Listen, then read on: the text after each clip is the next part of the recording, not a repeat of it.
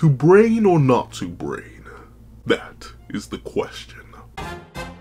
What's up guys, ZachGoldPencil here, and here we want to do a breakdown / discussion on whether or not curse techniques are actually just stored in the brain, or if the answer is a bit more complicated than that, and the natural implications that could exist if curse techniques are not simply stored in the brain, but there's a more complex process built into the narrative of the series, which could allow for certain characters to get access to certain things that many are convinced are locked away forever due to a certain incarnation.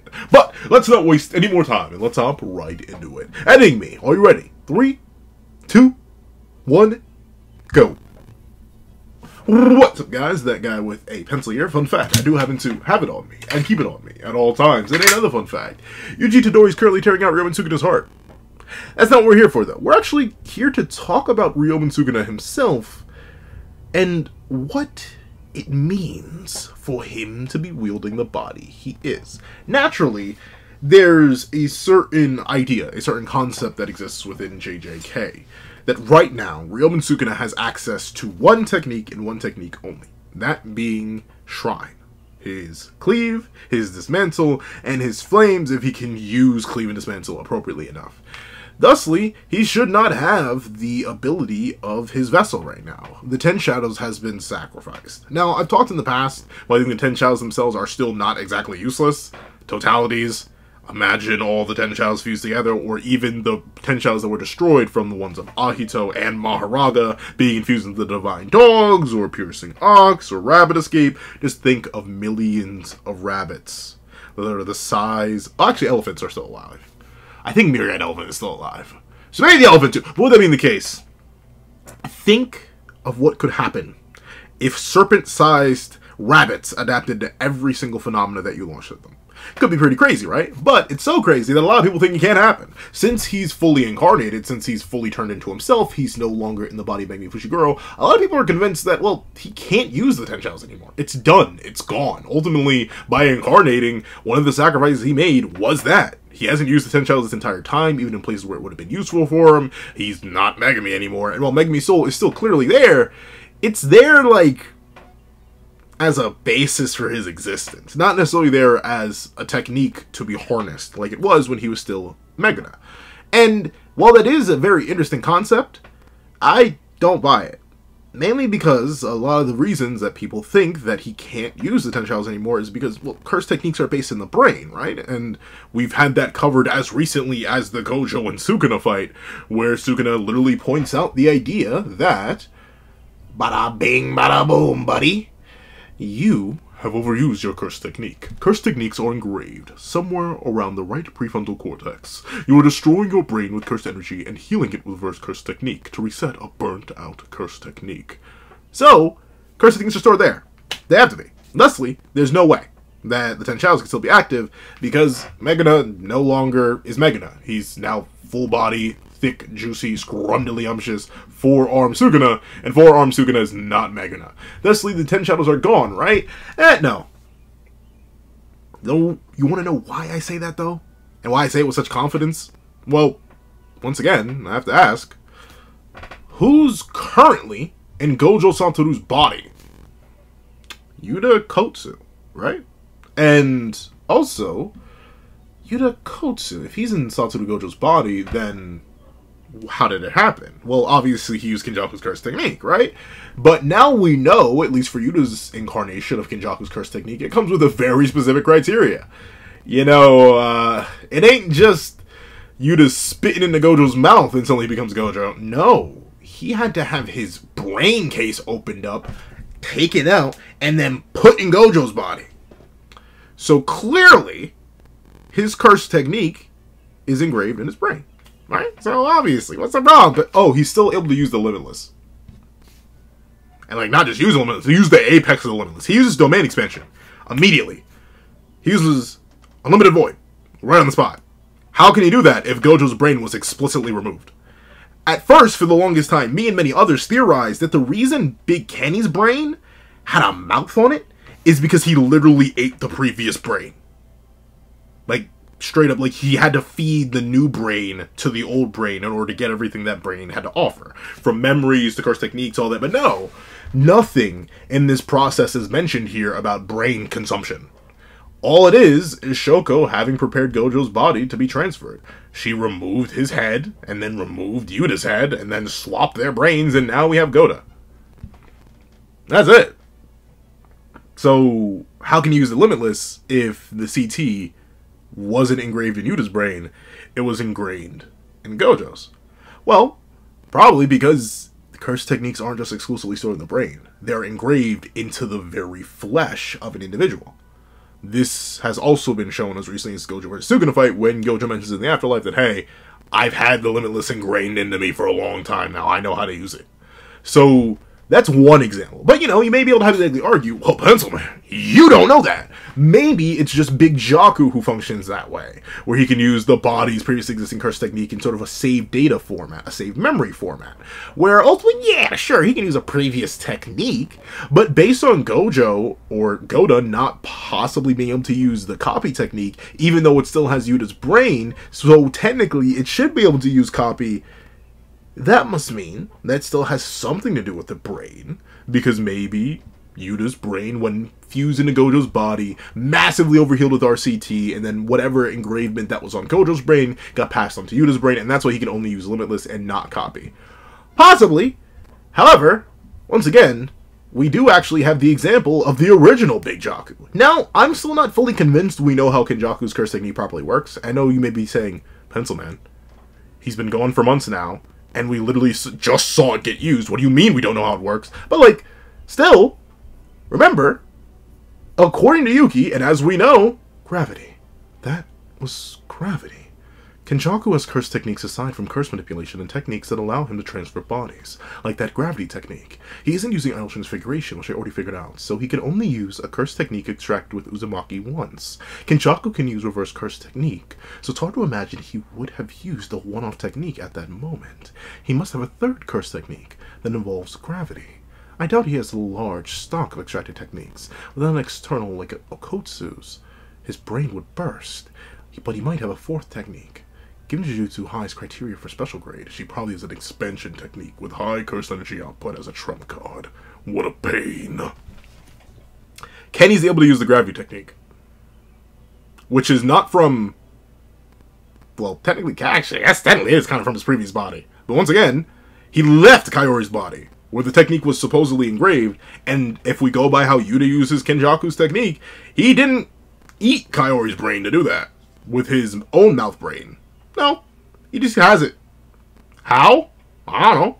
He just does. Once again, showing that you don't need to have it necessarily engraved into the body. And once again, same case with Geto, where we see Kenjaku in Geto's body being able to use curse spirit manipulation, despite based on how this technique has been so far established to work in 261, him not having eaten Geto's brain. He's just using Geto's body, which is engraved with the curse technique. So once again, further evidence that the curse technique ain't exactly stored in the brain. It's just a help. And the brain does, or is required for the processing of curse technique information. Because Yuki assumes without an external aid like Okotsu's, his brain would burst. You do have a limit to how many curse techniques you can have in your brain, but your brain isn't the only way you can express them.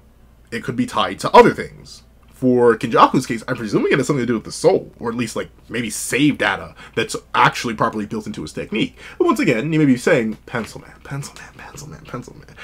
I know you think you spitting right now, but you better wipe your slobber up, because you're still talking about two exceptions. You're talking about Big Jaku, for one, a known freaky geek of nature, and Big Okotsu, another exception in freaky geek of nature. You're going to find something more consistent to prove that curse techniques aren't just exclusively stored in the brain. And don't worry, I got you, big dog, because let's talk about another example of a curse technique not exactly being stored in the brain.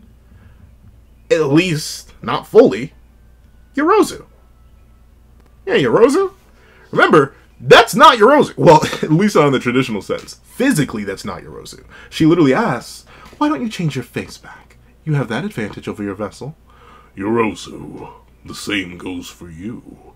Yes, but we both think this will work better later. She didn't change her face back. She didn't fully incarnate. Why? Because she's a freak. That's why. But, you know what she can do? Well, she can use her creation curse technique.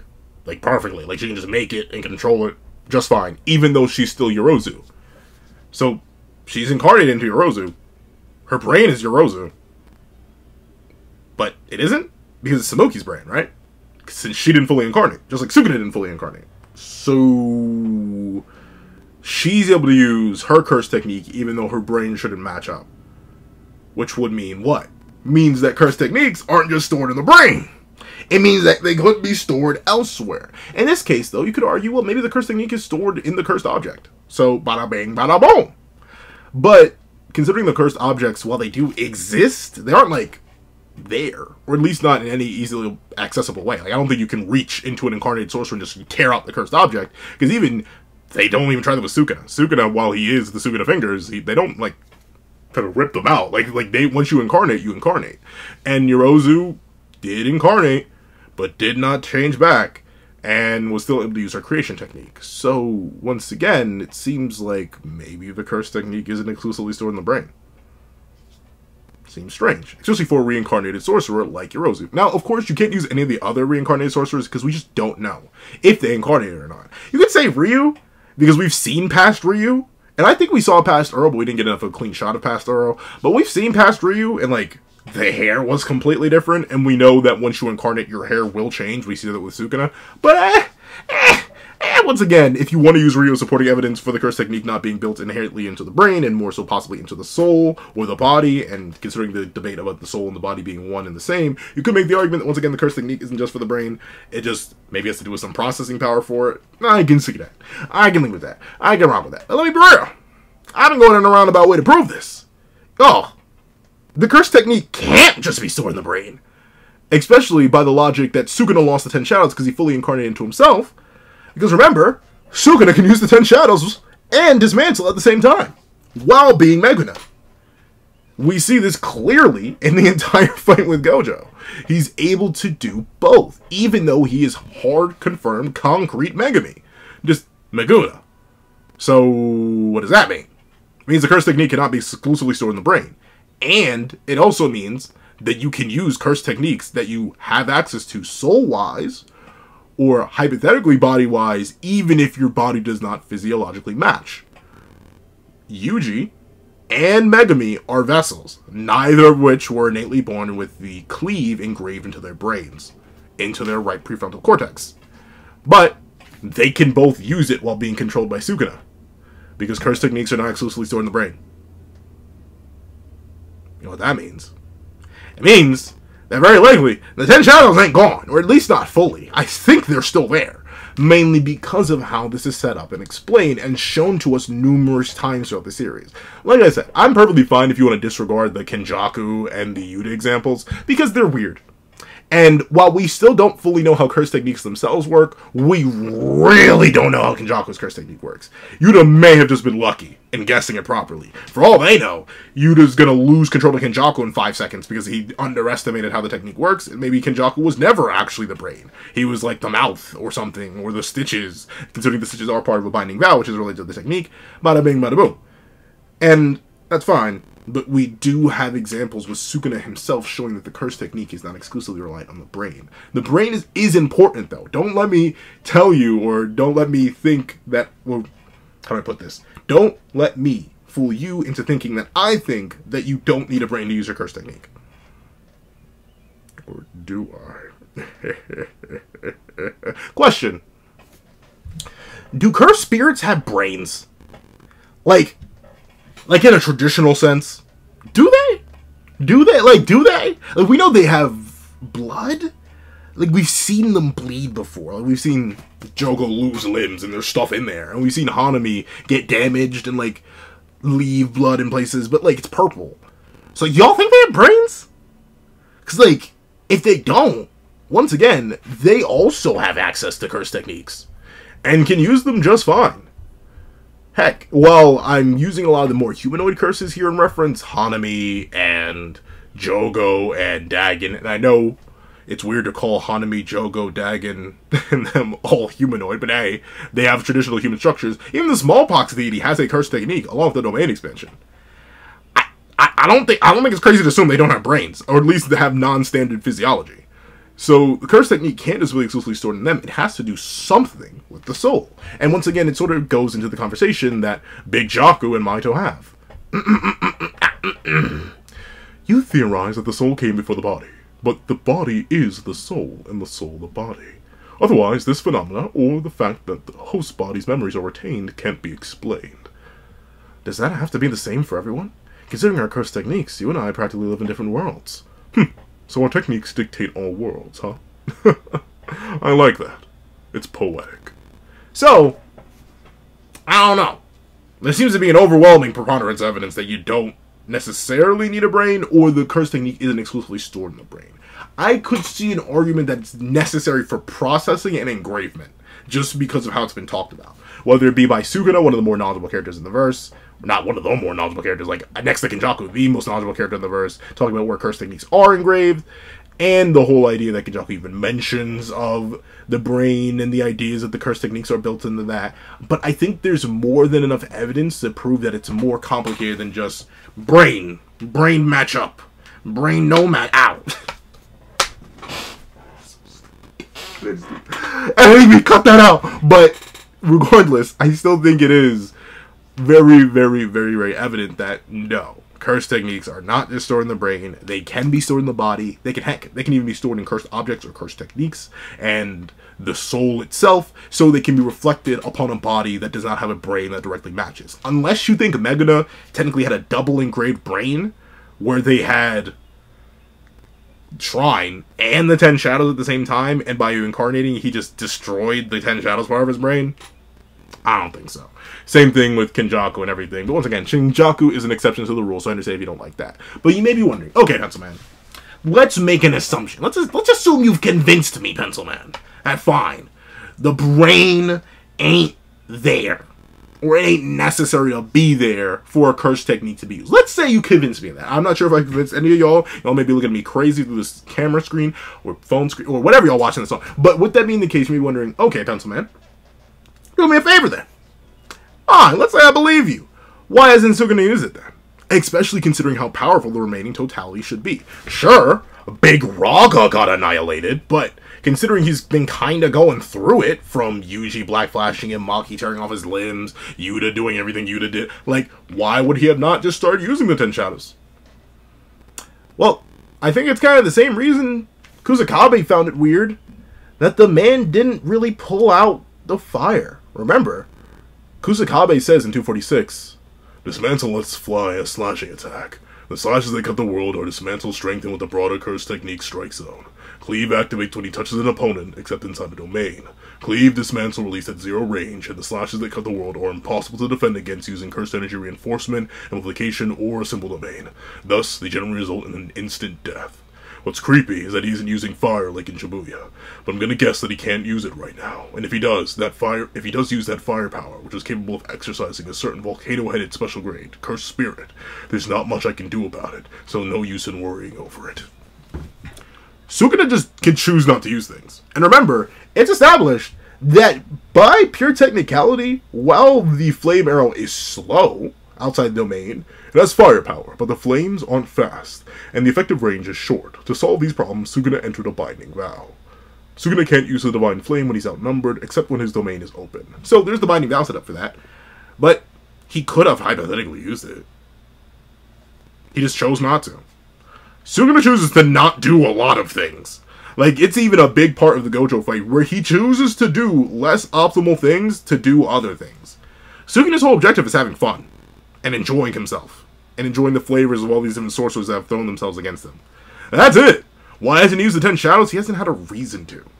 Even with how far he's been pushed, when other avenues opened up to him, he was more than willing to use those before that, because he just didn't need it. Remember, the whole reason Maharaga and the adaptation process went as it did, and the reason that he was getting dominated by Gojo in the domain clashes, and wasn't using implication the entire time, and wasn't strictly boxing him, and was using roundabout tactics in the domain clashes, as Gojo himself even points out, which was weird to his perspective, Sukuna's just a funny guy, who doesn't use what he needs to or could use, unless he really, really feels like it.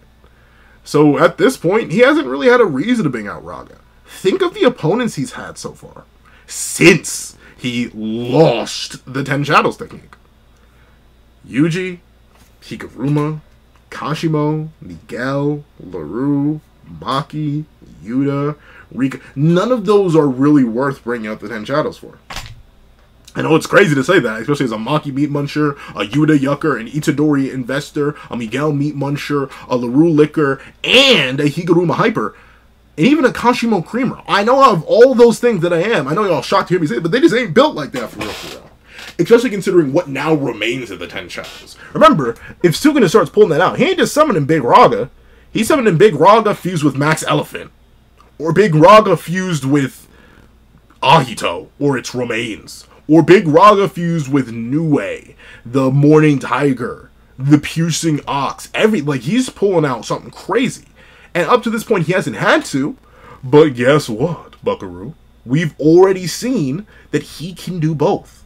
He can stack the technique and the shrine technique at the same time, as long as he's using different ones. Remember, the whole process of adaptation that underwent with Mahoraga inside the domain clashes was specifically Sukuna having imbued the shrine technique into the domain and the 10 Shadows technique onto himself. He did that. 2-for-1 combo. And what scenario do we have set up in 261? We now have it set up that Ryomen Sukuna is using Shrine, the malevolent kind, against Satoru Gojo, or at least the remnant of Satoru Gojo in Yuta Okkotsu. And now, he don't need Big Raga no more. Or he don't need to use just Big Raga. Well, maybe he does. Maybe he needs to get like a new type of special slash. With that being the case, he could possibly use the 10 Shadows inside the domain class as well. And he may now finally have a reason to, considering he's basically back to square zero. He'd either have to use that or domain amplification. And don't get me wrong, I love domain amp, but hey, I want to see more of the 10 Shadows. And I think with Curse Techniques not exclusively being stored in the brain, he has full access to them bad boys if he really needs it. So, that's my pitch. I think Curse Techniques are not exclusively stored in the brain. We see this through the nature of Meguna himself, from Yorozu all the way to Kenjaku and Yuta, and how Curse Techniques can be engraved in the body and the soul, and how they can be reflected upon a body, even if the brain does not immediately match up. And thusly, I do think the 10 Shadows are not only an option that Sukuna still has access to, but now his most likely next step, considering he's now back in a battle with someone that he cannot simply World Slash. And while he could hypothetically domain amp him, I think ultimately he would realize, that ain't the best way to do it. So he might as well get a little bit creative with it. However, that's what I think. Please let me know what you guys think in the comment section down below. Do you think that Curse Techniques are just exclusively stored in the brain and whatever evidence I brought up is dumb, stupid, and backwards? Do you think that even if Curse Techniques are stored in the body and the soul and can be reflected, and thusly Sukuna still has access to the 10 Shadows, he wouldn't even use it because Goto still isn't enough of a threat, and or he's kind of just bored of it? Or do you think that none of this matters at all? Because somehow Goto's going to lose. It doesn't have to be the 10 Shadows or any Curse Technique nonsense. Please let me know all that and more in the comment section down below. I'd like to thank you so much for watching. Please remember to leave a like, share, comment, and subscribe. And make sure you hit that little notification bell so you don't miss out on any videos that come to the channel. Also, I do happen to have a Patreon down below where you can support me for as low as psych. Well, actually, no, I do have a Patreon down below. And you can also become a member for as low as $3 a month. You get things like exclusive videos, early content, and more. Some of those exclusive videos and early content can include the live reaction to the very next chapter of Jujutsu Kaisen, ad-free variations of all my videos, and if you become a $25 Patreon, $25 member, you can order whatever video you want. Also, you have a link to my Ko-Fi in the description down below, where you can support me for as low, well, not only number 5 beans for a short video, 25 beans for a long video. Any support is always greatly appreciated. But if you've made it all the way to the end of this video, please leave blasting brains, like blasting off, like you would blast off a rocket, but brains on some like Jimmy Neutron type beat in the comment section down below. I'd like to thank you so much for watching, and I hope you guys have a wonderful day. This is That Guy with the Pencil, writing off.